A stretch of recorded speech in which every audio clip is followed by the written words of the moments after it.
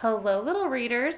Today we'll be reading Pete the Cat and the Bedtime Blues by Kimberly and James Dean. Pete and the gang had a great day. They'd been at the beach, surf and sun and tons of fun. But when the sun went down, they didn't want the fun to end. Pete had an idea. Hey, how about a sleepover? More time for tons of fun. Groovy. Pete's Place, let's go. The party was far out, but they knew they couldn't stay up all night. The gang decided it was time to say good night. On went the pajamas and out went the light. Good night, Gus. Good night, Alligator. Good night, Toad. Good night, Pete. Pete was just about to catch some Z's when clap, clap, clap. Who did that? Pete asked. It was me, said Grumpy Toad. I don't want to go to bed. I want to clap instead. Pete covered his head. This cool cat needs to go to bed. Good night, Gus.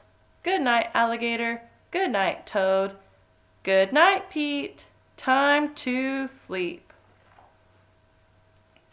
Pete tried again to catch some Z's when rat-a-tat-tat. Who did that? Pete asked. It was me, said Gus the Platypus. I don't want to go to bed. I want to jam instead. Pete covered his head. This cool cat needs to go to bed. Time to sleep. Good night, Gus. Good night, Alligator. Good night, Toad. Good night, Pete. Pete closed his eyes to catch some Z's when he heard munch, munch, munch. Pete had a hunch. It was Alligator. He was always up for eating. What could Pete do? All the clapping, rat-a-tat-tatting, and munching was giving him the bedtime blues. Pete had a groovy idea. He got out his favorite bedtime story and started to read, first to himself and then to the gang.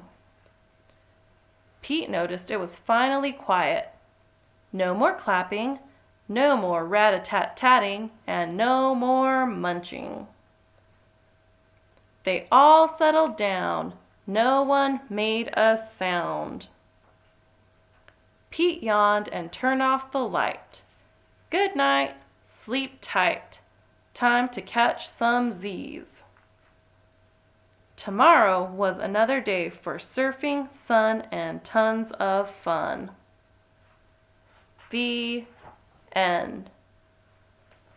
For more stories, please subscribe to our channel, Little Readers.